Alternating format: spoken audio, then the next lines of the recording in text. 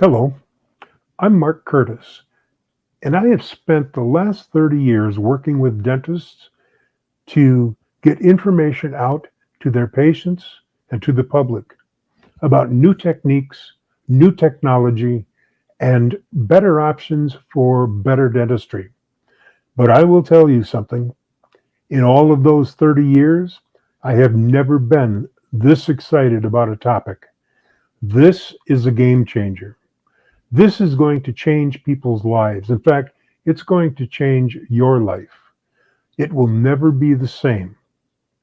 You're going to be able to go to sleep and then wake up refreshed and ready and on top of things. No headache, no tiredness, no falling asleep at work. This is going to change your life. So let's get going. Now, you're probably wondering, is this the right webinar for me? And I want you to know, if you're sick and tired of being sick and tired all the time, you should be on this webinar. Whether you are suffering from sleep apnea and can't wear your CPAP, or you are suffering because you have a loved one that can't wear a CPAP, you will benefit from this webinar. In this webinar, you are going to find out about a remarkably simple device that will treat your sleep apnea without a mask. There are no wires and hoses. It fits neatly into your pocket so you can take it with you wherever you go, and it's almost invisible when you're wearing it. Just imagine that. Would you get a better night's sleep? Now, if you're like most of our viewers, you are imagining peacefully sleeping in your bed, but I want to shake you out of that bed for a second.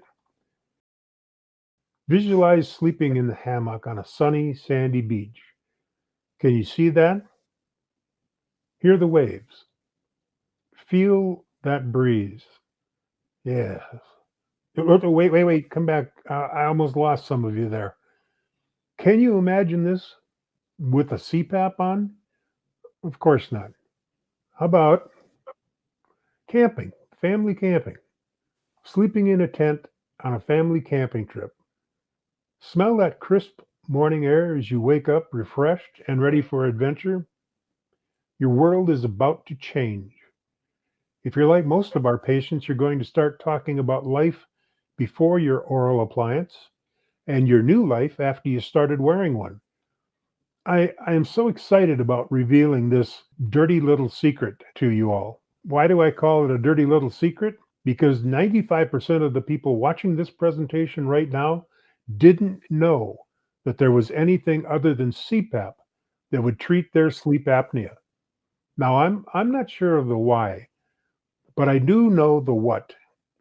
And the what is that sleep apnea patients aren't told about this device.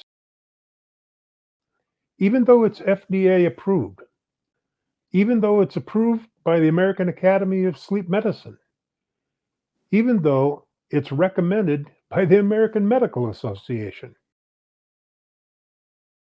To be honest, I worry every night about all of you who have sleep apnea and are not using your CPAP masks. If you don't even know about a sleep apnea dental appliance, what are you supposed to do? As far as you know, you have no alternatives and no idea where to turn. Most of you who cannot wear the CPAP haven't told your sleep physician that you can't wear it. Many of you are feeling guilty because you're letting yourself and your family down. You're sure that all the sleep physician will say is, you need to try harder. Some of you are making mental errors at your jobs, the kind of errors that could get you fired. Maybe you're even falling asleep at your desk, or worse yet, behind the wheel with kids in the car. The wonderful thing, though, is that you are here today, and by the end of this webinar, you will understand why you can't wear a CPAP. Learn about a simple device that will change your world. Meet a doctor who is trained to provide that device to you. Hear from actual patients whose lives were changed forever. And we're going to get your questions and concerns answered. And if you can stick around to the end, you'll find out about how you can earn a free gift. I'd like to introduce to you Dr. Jeffrey Cross. He's a general dentist focusing on sleep issues. He's been in private practice for 39 years, and that doesn't count the 3 years that he served as a dentist in the military. In 2016, Dr. Cross earned the AADSM, that's American Academy of Dental Sleep Medicine, accreditation as an accredited dental sleep medicine facility, one of only 56 in the country at that time. Dr. Cross has prepared and placed sleep appliances for over 200 patients, and they have been helped considerably. Welcome. Welcome to you, Dr. Cross. Dr. Cross, I want you to do something for me. You had, before we did this webinar, you had shared with me some of your personal experiences with CPAP. And would you mind telling our viewers about that? Thanks, Mark, for asking. I started to read about dental sleep medicine about 7 or 8 years ago, and as I was reading things in the literature, it just seemed like it was such a nice way to help patients gain some healthy results that they weren't getting with the way they were getting treated, which was with CPAPs. And a further motivator, a big one, in fact, was the fact that my father, who unfortunately passed away 4 years ago, was suffering from sleep apnea. And he was relating to me that he had tried 3 different masks very unsuccessfully and just ended up just getting rid of them and refusing to try anymore. And I know that he would have benefited greatly from the sleep apnea therapy if he could have gotten it. Unfortunately, he had no teeth. He had what's called dentures. And at that time, 7 or 8 years ago, and even until 4 years ago, I didn't know enough of the techniques to make the appliance for people without teeth. It's really made for people with teeth. Subsequently, there's been more and more techniques developed for people that even don't have any teeth and have dentures, so that they can get comfortable with an appliance. But that was what I did, and I've really found it very beneficial. Both, it just was very rewarding for me to start treating patients and getting to see them become healthy. But you were just too late for your dad. Yeah, unfortunately. I'm sorry. I'm Yeah. sorry. Yeah, but hopefully the knowledge I learned, I could help other people in the same situation. So let's get right into this. I'm going to share my screen here. Tell me about CPAP. As you all probably know, the most common treatment for sleep apnea is continuous positive airway pressure, what we call CPAP or BiPAP. The CPAP therapy is very effective only if you wear it on a nightly basis all night long. As our survey has revealed, many people find that they simply can't wear it for the whole night, or maybe not even 2 or 3 hours during the night. In fact, 76% of the people who are prescribed a CPAP machine have abandoned it after 1 year. The problem is, if you're not wearing your CPAP, you're headed for trouble. Some people have said to me, well, I haven't been wearing my CPAP for a while and I haven't had any problems yet. That may be how it seems, but eventually sleep apnea will catch up with you if you are not treating it. How much do you have to wear a CPAP in order to get it to work? You're supposed to wear either the CPAP or the oral appliance all night long every night. But actually, if you look at the definition of success for wearing a CPAP, the minimum success to them is 4 hours a night, 4 nights a week. So a total of 16 hours of sleeping with a CPAP is considered successful, which is really horrible. A dental appliance with me, you have to wear it every night, all night long, and it's not hard to do. Patients very willingly and easily wear it all night long. It's not difficult to do, where CPAP is extremely difficult. That's why they have such minimum standards of success for it. Doctor, before I forget, I'm going to bring up the opportunity to schedule a free teleconsult with you. It's a form here. I'm just going to bring it in, drop that down, and I'm just going to leave that up for a few minutes. You can see there's a stopwatch on it. By the way, a teleconsult is basically where Dr. Cross is in his office and you are in a nice, quiet place away from everyone where you can talk with him. And he uses your phone to look at your facial structure, look at, if possible, your airway and stuff like that. and just talk with you. If you think that this might be a good option for you, please go ahead and fill out that form. And by the way, Dr. Cross can only do 3 of these teleconsults a week. It's first come, first served. And if this week is filled, you'll have to try to get in on next week. If you think that's a good thing, start filling that out. Now, I know that there are people out there who are not comfortable putting their information onto a forum on the internet, and that's fine. That's why if you look over here, there's a telephone number right there, and that telephone number will go directly to Dr. Cross's cell phone.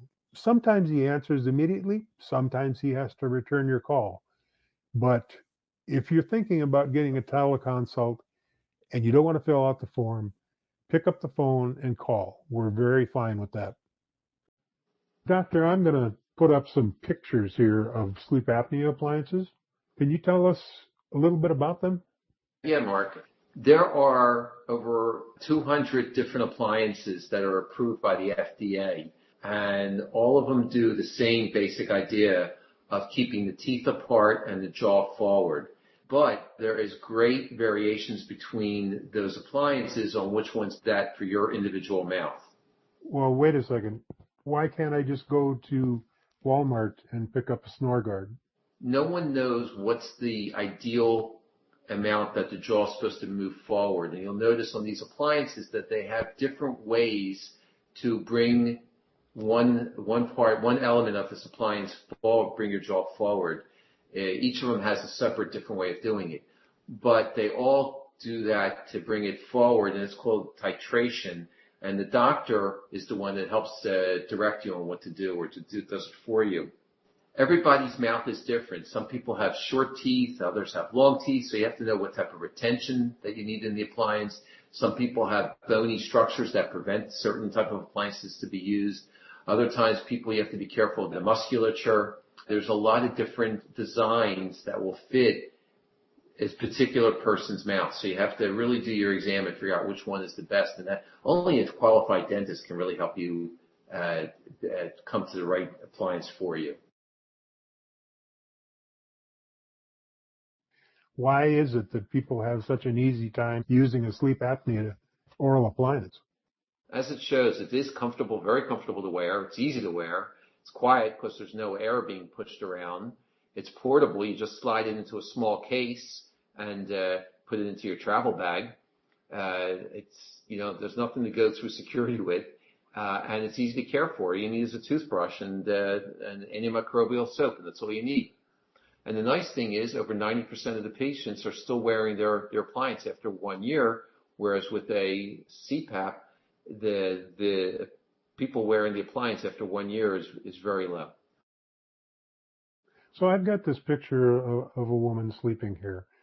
Is this a pretty good representation of what you look like when you're wearing it? It's pretty close for not only her, but maybe even the person next to her. Oh, that's true. I'm going to ask people out here, our viewers, it seems to me like that would be incredible. What would it be like for you, our viewers? How quickly could you get to sleep without having to set the whole thing up, put the mask on, tighten your straps, get comfortable, finally get done hearing the noise and drifting off to sleep versus sticking an oral appliance in your mouth and laying down? What kind of difference would that make in your bed partner's life? Not only that, but I have grandkids. I have 2 grandkids, and they come over and they do sleepovers with grandma and I. But when I had a CPAP, they didn't want to sleep near me or even in the same room. I would think grandkids would think, oh my gosh, grandma doesn't wear that weird thing on her head anymore. Cool. Doctor, I wanted, as we're talking about this, I saw something on your Facebook, and I'm going to read it. And you're probably going to be embarrassed, but I'm going to read it. Dr. Cross put me at ease. This is Terry Robinson Lemire, by the way. He put me at ease as he introduced himself to me. He is so down to earth and educated me on the use of the device. He was transparent with me that everybody's different and everyone's results would be different, but I went for it. And once they created the molds for me and the device was tailor-made for me, I tried it. I was able to do a sleep study at home to get a baseline of my sleep apnea.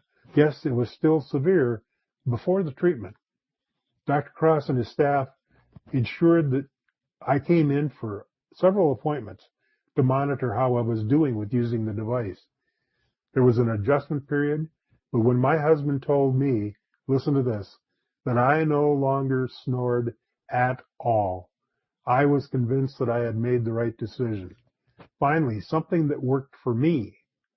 Once I had been using the oral device for quite some time, Dr. Cross had me do a follow-up sleep study.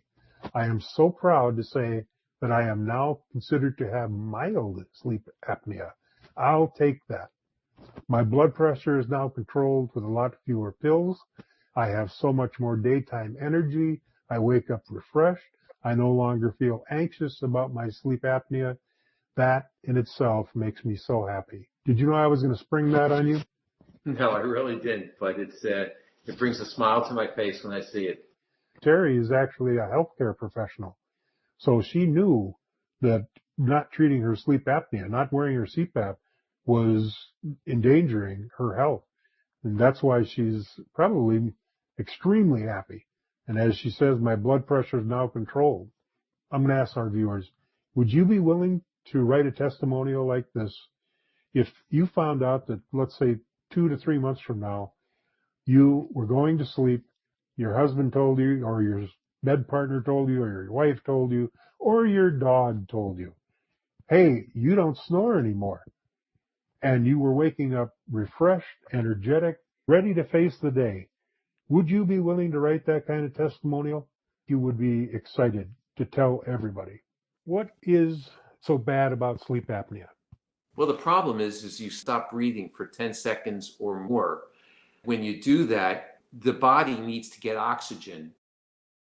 Your heart rate has to increase significantly so that you could pump the blood through the body with a diminished amount of oxygen. If you have less oxygen in the blood, then you have to pump more blood to try to get that same amount of oxygen. So your heart rate or your pulse goes up significantly with that lack of oxygen. So either your heart rate starts to go up, and if you have a heart problem, that makes it worse. Your brain is not getting the oxygen it needs. And what happens is your brain tells your body to wake up, not necessarily to wake up when you get out of bed, but you wake up enough so that your sleep patterns, instead of getting to that what is called the deep restful sleep, doesn't get there, you stay into a much shallower sleep. And that unfortunately is not the restful sleep that gives you that restful nice sleep to be active during the next day. I think I've got a movie here that is pretty graphic, but it will explain a lot of that. Can you explain what we see going on here? See, so right now there's a gentleman who's sleeping. He just took a breath, and now his airway is closed off, and now he's not breathing at all. And during this time now, your heart's still beating, so now it's beating less oxygen through. Now his body's starting to say, or his brain is saying, hey, listen, you got to breathe if you want to live. So you're having your chest walls, the muscles of the chest trying to constrict, and you have your abdominal muscles. And he still hasn't breathed yet. So his body is starting to scream to breathe. And now he takes that big, deep breath that he finally gets the chance to breathe. So your brain has to wake up your body so that it could breathe. But that gets you totally out of any sleep patterns of restful sleep pattern that you would hope to have. Dr. Cross, that is our time for the presentation on this webinar. Now, I encourage those guests who would like a teleconsult with Dr. Cross to complete that form. Again, that'll only be up for a short time, as you can see by that timer. Sleep apnea oral appliances, seriously, they're remarkable devices that treat your sleep apnea without a mask. There's no wires, there's no hoses, there isn't any noise to keep you awake. It fits neatly into your pocket so you can take it with you wherever you go, and it's almost invisible when you're wearing it. And if you want the freedom to go anywhere and still treat your sleep apnea, you need this appliance. If you want a peaceful, restorative night's sleep, you need this appliance.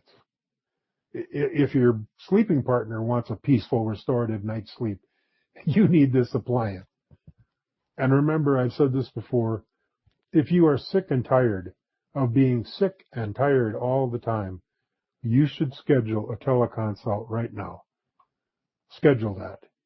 If you're suffering from sleep apnea and you can't wear your CPAP, please, please schedule a teleconsult right now. If you have a loved one that can't wear the CPAP, you can share this webinar on Facebook where they will see it, or send them to this webpage. You can give them the link and send them to this webpage. Tell them you got to see this. But I'm telling you, if you need it, schedule that free teleconsult with Dr. Cross right now. At this time, Doctor, I'm asking our viewers to stick around because we're going to be answering some pretty good questions that they've put into us, and you're not going to want to miss that. Dr. Cross, just to make sure I say this if I haven't said it already, I want to thank you for taking the time today to explain this all to us.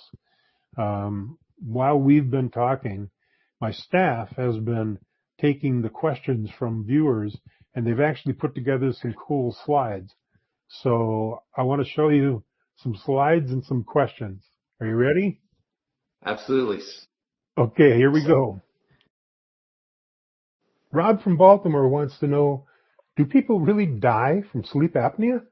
Yeah, unfortunately, many people, many more than the pictures you see up there right now. But if you'll notice, there's Carrie Fisher from Star Wars fame. There's Reggie White, who was one of the most amazing football players of all time. He was for the Green Bay Packers. There's the star of the HBO series The Sopranos, James Gandolfino. There's one of my favorite people of all time, Jerry Garcia of the Grateful Dead, and Supreme Court Justice Antonin Scalia are just some of the many, many people that have been in the news of dying from this illness. Here's another question for you. Tran asks, how is snoring different from obstructive sleep apnea? Snoring, you're still getting air going into the body. What happens is it's just a reduction of the tube. The tube gets smaller from the tongue falling back against the back of the wall. So you're having a restriction of airflow, and that causes the tissue to vibrate. And that's what the snoring is. So, but you're actually breathing at that point. You are getting air into your lungs. Sleep apnea, there's a cessation of air going into the lungs. That's an apnea, is when the air totally doesn't enter into the lungs. Nicole asks what I'm sure is on everybody's mind. Does dental insurance cover oral appliance therapy?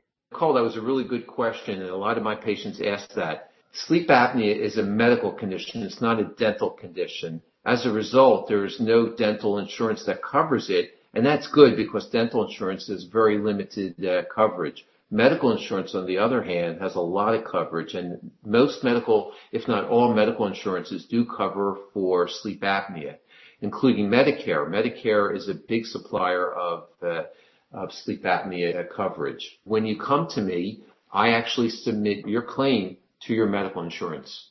For patients that have private medical insurance, before you even have the appliance constructed, we pre-authorize through your medical insurance your coverage so you know ahead of time exactly what the cost out-of-pocket expense would be, if any. Chandra asks, if I have to have another sleep study after I get my oral appliance, do I have to have one that requires all those wires attached to my head? No, not necessarily. A lot of the medical insurances and even Medicare now accepts the home sleep test as a value test to determine sleep apnea. The ones that you're referring to is ones that are in a hospital-like setting, or at least in a clinical setting where you're not in your own bed, you're not in your own house. The home sleep test is in your own house, your own bed at the time that you decide to put it on. It's much more convenient. You know, it's still a little bit annoying, but it's nowhere near as annoying as the testing that are done in a facility. A lot of times that's all that's needed to get the diagnosis of sleep apnea. And another question that I know goes with this, do they have to go back to their original sleep doctor? Since I always believe that you should stay with your own practitioner, I would encourage you to stay with your own sleep doctor. Having said that, if you feel that they're not providing your needs, we do supply you with other sleep physicians that you could get your diagnosis from. We have ones we work with in Maryland. There's ones that do teleconference, telemedicine for you, so that there is not the need to see your sleep medicine doctor. But I do emphasize that if you're comfortable working with this physician, I strongly encourage you to stay with them, and we'll just work with them. Okay, I've got one last question. Okay. Can I use an oral appliance if I'm an over-the-road trucker? And that question, I'm sorry, is from Andy. The DOT, Department of Transportation, requires that commercial drivers must track their sleep apnea.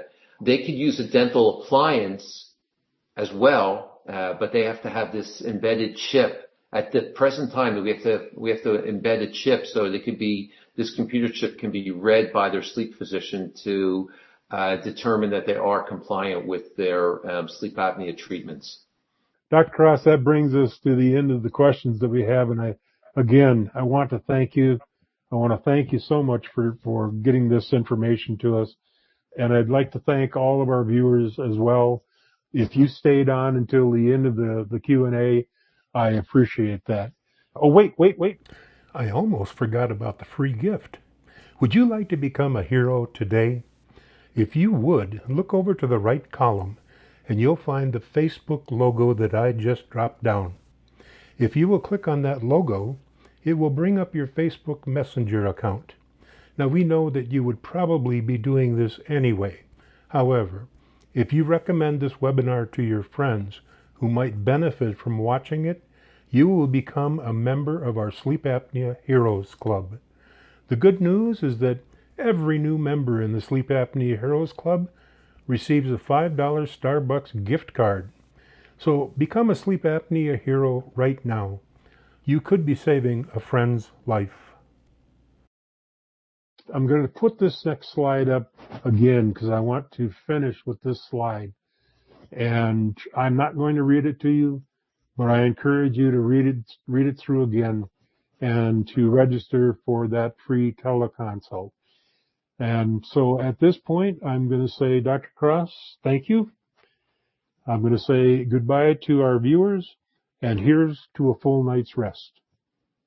Good night, everyone. Thank you for your time, and I'm looking forward to trying to help you with your sleep apnea.